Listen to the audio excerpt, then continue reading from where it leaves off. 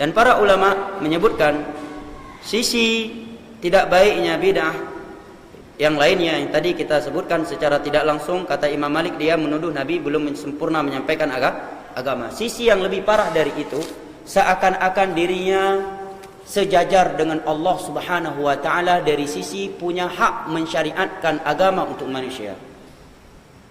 Padahal Nabi saja menyampaikan perintah Allah. Halal dan haram yang disampaikan oleh Nabi adalah wahyu dari Allah Subhanahu wa taala. Oleh karena itu Allah sebutkan hal ini dalam surat Asy-Syura. Am lahum syuraka'u syara'u lahum minad din ma lam ya'zan bihillah. Apakah manusia ini memiliki sekutu-sekutu bagi Allah yang mensyariatkan agama untuk mereka, sesuatu yang tidak diizinkan oleh Allah? Muhammad nabina binuru hadina Makkah minuru satal madina. Assalamualaikum warahmatullahi wabarakatuh.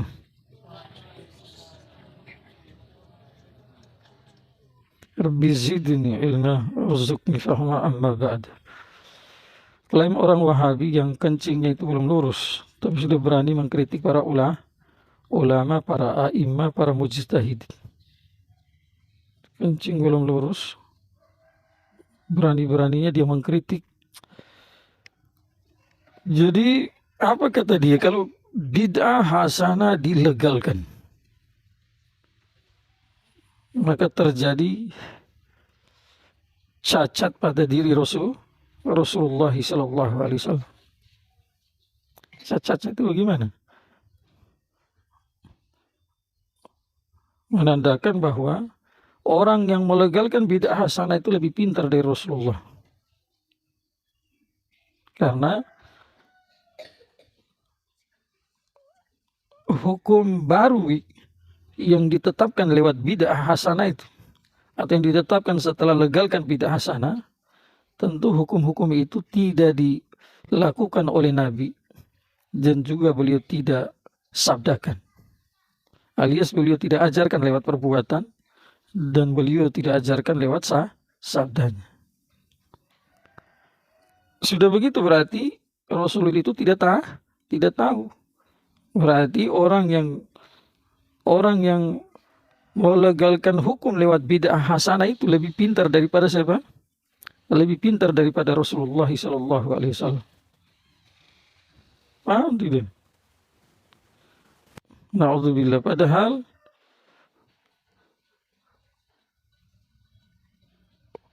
kalau ada yang berkeyakinan seperti ini, jelas-jelas orang itu hanya bukan berdosa, tetapi imannya jadi terancam. Nampaknya bagus, tapi hakikatnya itu logika yang salah, logika yang bersumber dari orang yang otaknya sempit, bukan lagi sempit tapi sempit, saking sempitnya itu.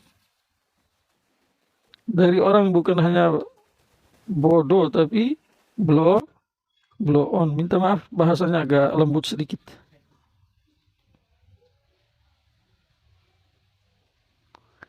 Kenapa? Kalau Rasul tidak tahu mengenai apa yang dibuat setelahnya itu bukan satu yang cacat bagi Rasulullah. Kalau Rasul sudah meninggal nih, selesai meninggal dunia, atau semasa beliau hidup, nanti besok apa yang terjadi itu? Kalau beliau tidak tahu secara terperinci, ini bukan satu yang cacat bagi Rasulullah Sallallahu Alaihi Wasallam. Kenapa? Yang mengetahui secara terperinci hanyalah siapa?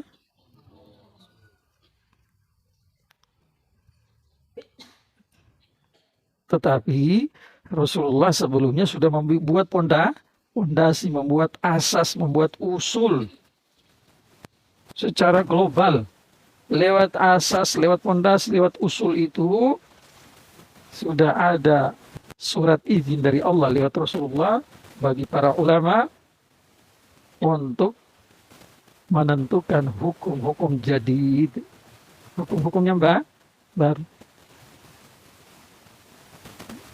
Justru kalau kamu bilang itu Rasul tahu segala-galanya, nah itu baru cacat bagi Rasulullah. Naudzubillah. Kenapa? Rasul disetarakan dengan Allah, itu bahaya.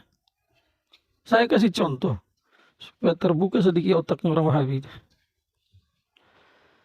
Semasa Rasul hidup, Rasul tidak pernah mempraktekkan sholat tarawih 1 bulan full di masjid. Yang kedua, Rasulullah SAW tidak pernah mensabdakan, jangan hadis sahih, hasan, dhaif, hadis palsu juga tidak ada, bahwa nanti di zaman Umar bin Khattab radhiyallahu anhu, di sana terjadi sholat tarawih selama 1 bulan di masjid. Yang laki-laki di masjid dipimpin sama Ra'isul Qura. Siapa nama itu? Ubaid bin Ka'ab radhiyallahu anhu. Kemudian ibu-ibunya sholat tarawih tidak di masjid, berjamaahnya di, kalau kita sebut dengan aula lah zaman sekarang, yang dipimpin oleh Sulaiman bin Abi Haytham radhiyallahu. Tidak ada.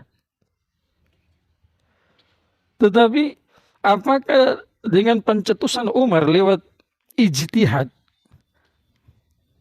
Lewat apa? Ijtihad yang asasnya itu telah dibangun oleh Rasulullah SAW atas perintah Allah. Apakah kita bisa bilang bahwa itu cacat bagi Rasulullah? Tidak. Kalau ada yang bilang itu cacat bagi Rasulullah, otaknya perlu dioperasi. Perlu apa? Ini ibadah. Yang kedua, saat Rasul sebelum meninggal dunia, kemudian beliau utus Mu'adz bin Jabal radhiyallahu anhu ke Yaman. Kan nanti Mu'adz setelah pulang dari Yaman, kan Rasul sudah meninggal dunia. Pertanyaan yang ketiga itu, kalau kamu tidak dapat dari Al-Quran, tidak dapat dari hadis, kamu memutuskan lewat apa? Maka Mu'adz menjawab lewat ijtihad. Sekarang Rasul Shallallahu Alaihi Wasallam ada di Madinah. Mu'adz ada di mana? Di Yaman. Zaman dulu belum ada HP, belum ada WhatsApp, belum ada Facebook, belum ada apalagi itu yang media-media itu yang lain. Saat ditanya Mu'adz, apa hukumnya ini? Oh sabar, saya telepon Rasulullah dulu.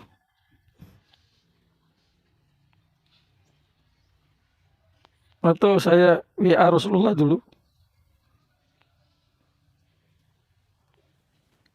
Belum ada begitu. Jadi komunikasi selama Mu'adz di Yaman itu komunikasi tidak ada. Mungkin ada yang pulang pergi, mungkin 1 bulan 1 kali, 1 minggu 1 kali mungkin. Nah, itu wallahu alam. Tetapi yang Mu'adz putuskan lewat jalur ijtihad. Kalau masalah ini ditanya semasa Rasul masih hidup, ya jelas Rasul, kalau kita bilang Rasul tidak tahu, salah. Tetapi apa yang diputuskan oleh Mu'adz di Yaman sana, apakah wajib ditahu oleh Rasulullah? Tidak bisa, tidak wajib. Kenapa? Rasul bisa tahu yang tidak nampak atau yang gaib itu. Kapan? Kalau dikasih tahu sama Allah. Maka ijtihad sudah dilegalkan sama Allah dan Rasulnya. Bahkan berkali-kali saya sampaikan hadisnya sahih yang menjadi pegangan seluruh ulama, kecuali mungkin orang Wahabi, tidak kali. Ijtihad betul dapat pahala 2, ijtihad salah dapat pahala 1.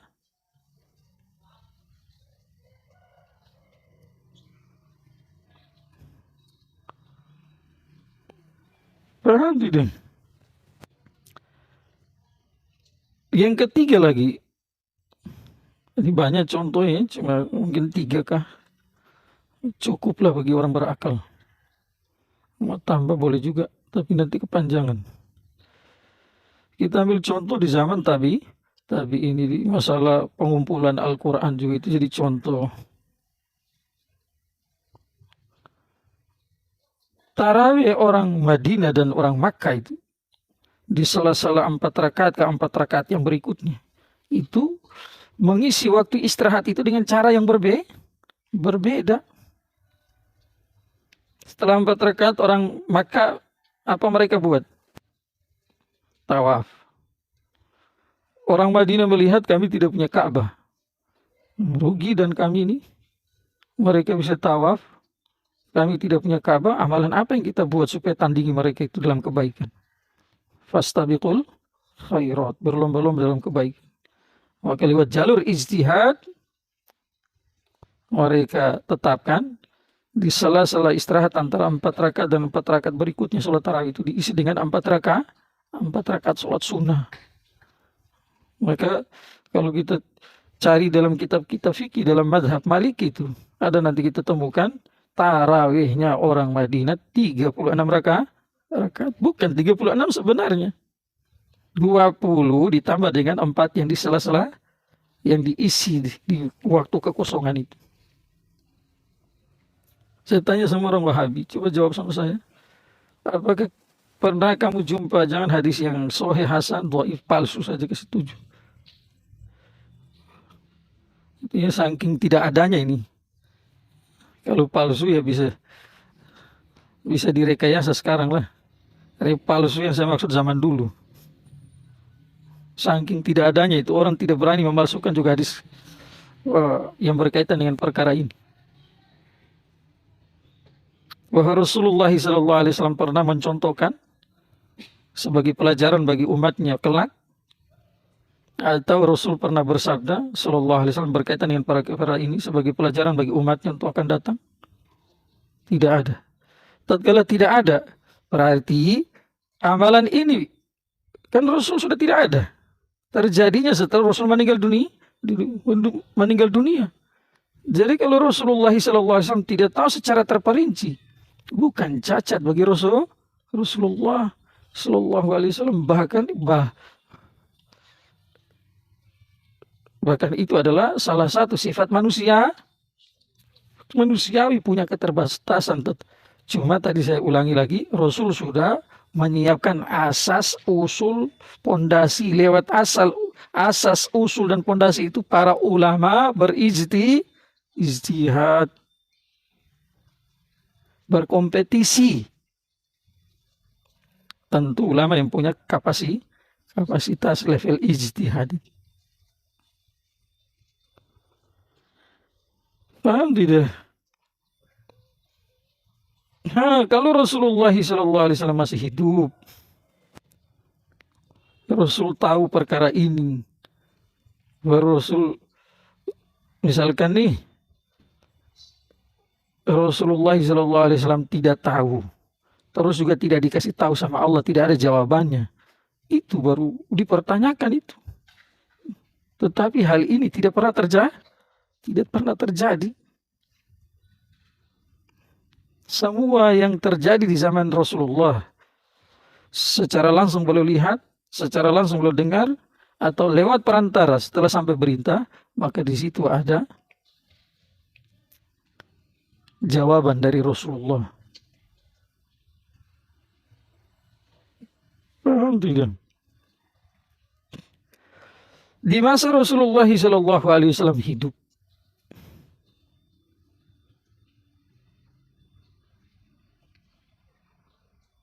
salah satu dari seorang sahabat punya kebiasaan selalu di rakaat kedua setelah baca suratul Fatihah membaca suratul Ikhlas. Saat ini sahabat buat, dia tidak mendengar dari Rasul secara praktek, dia tidak mendengar dari Rasulullah SAW dari secara ucapan, tetapi dia sendiri memulai. Kapan Rasulullah itu tahu? Rasulullah SAW tahu mengenai amal itu seorang sahabat tadi. Saat mereka sudah kembali dari jalan Allah, kemudian ada informasi. Kalau tidak ada informasi dari sahabat yang melapor itu, Rasul tidak tahu juga.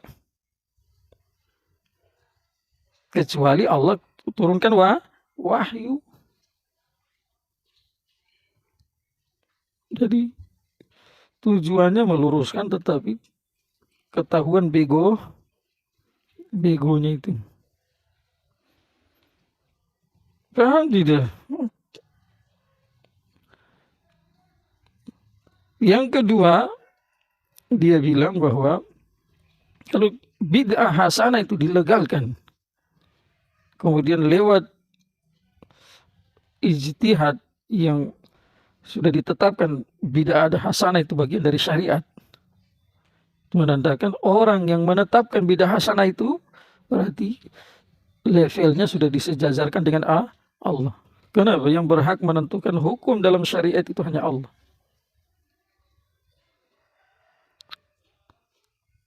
Sementara lewat zahir Al-Quran dan zahir hadis tidak ditemukan itu hukum-hukum baru di situ. Otomatis yang menetapkan tadi bid'ah hasanah berarti na'udzubillah levelnya sudah seperti Allah itu.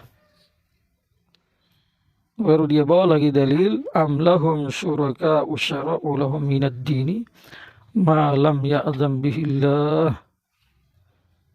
Apakah bagi mereka sekutu-sekutu yang sekutu itu menetapkan bagi mereka dari agama apa-apa yang tidak diizinkan oleh Allah?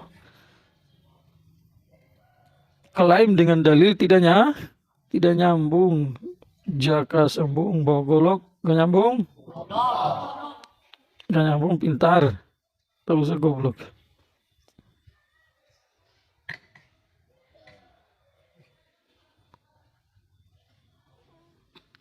Masalah bid'ah hasanah itu penetapannya bukan lewat logika kosong para ulama atau pakai dengkul sebagaimana mereka orang-orang Wahabi itu.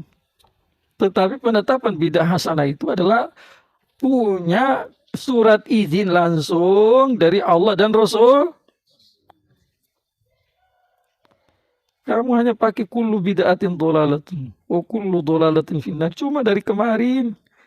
Dan ini juga munculnya penjelasan lewat hadis ini yang begitu disempitkan itu muncul setelah 1000 tahun Hijriah ke atas.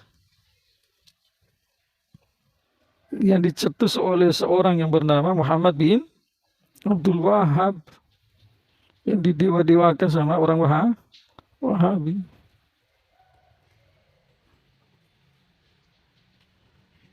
Jadi bid'ah hasanah itu kan sudah ada surat izinnya dibolehkan. Kalau yang tidak membolehkan hanya orang Wahabi, anjing bergonggong, kafilah tetap berlalu. Kok kamu samakan dengan na'udzubillah para imam yang diakui keilmuannya itu, yang punya jasa besar dalam Islam untuk menyampaikan apa-apa yang datang dari Allah dan Rasulnya itu, kamu samakan dengan orang-orang musyrik, bagaimana itu? Kamu bawa ayat tadi, bahaya kamu itu. Ayatnya betul, tetapi pahamnya bengkok. Makanya saya bilang, salah narasi kembali ke Al-Quran dan hadis. Saja salah. Harus narasinya kembali ke Al-Quran dan hadis lewat faham orang ahli. Kalau tidak jadinya begitu.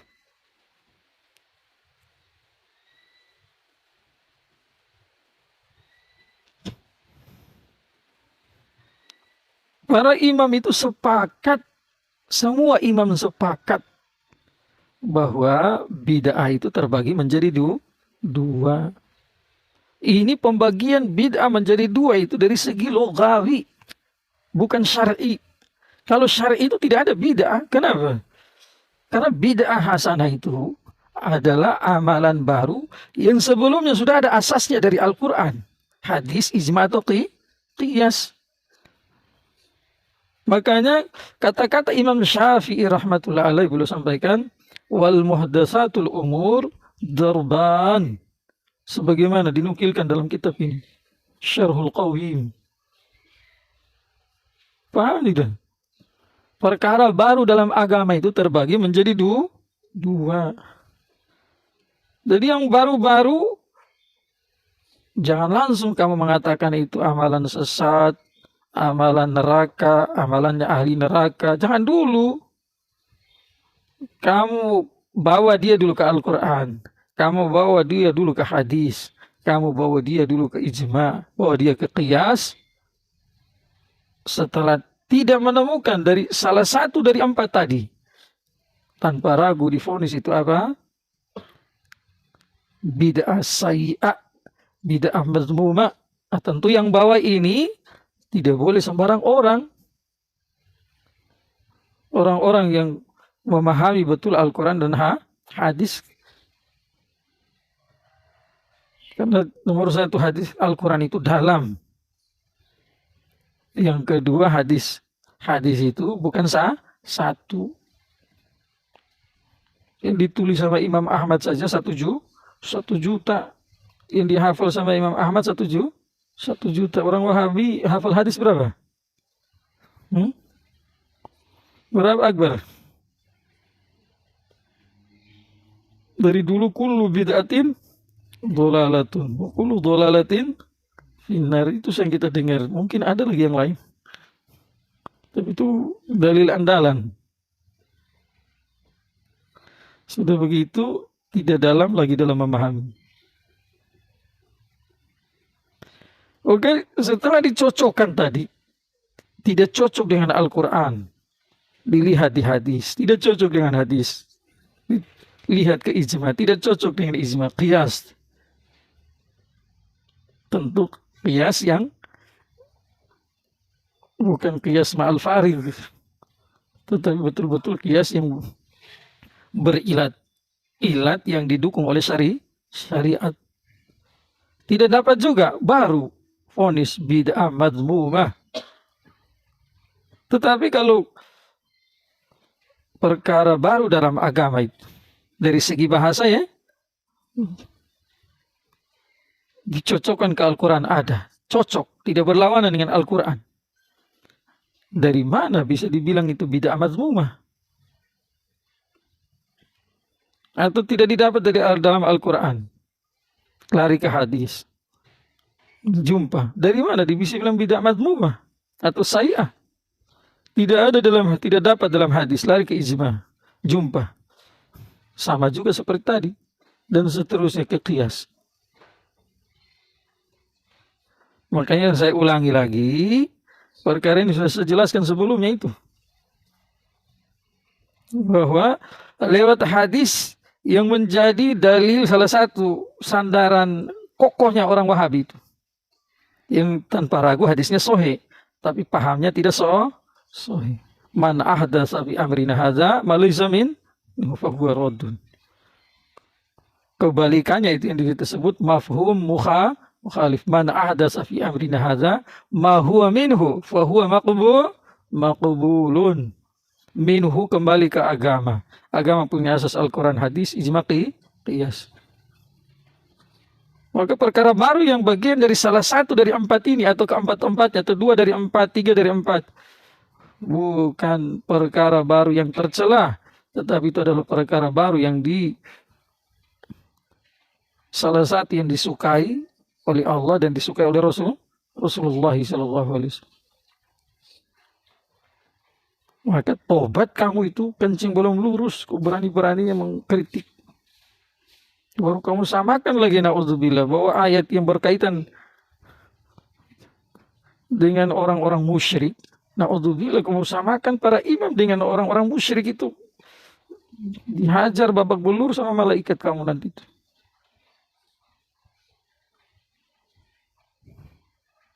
Paham tidak? Jadi jangan main-main.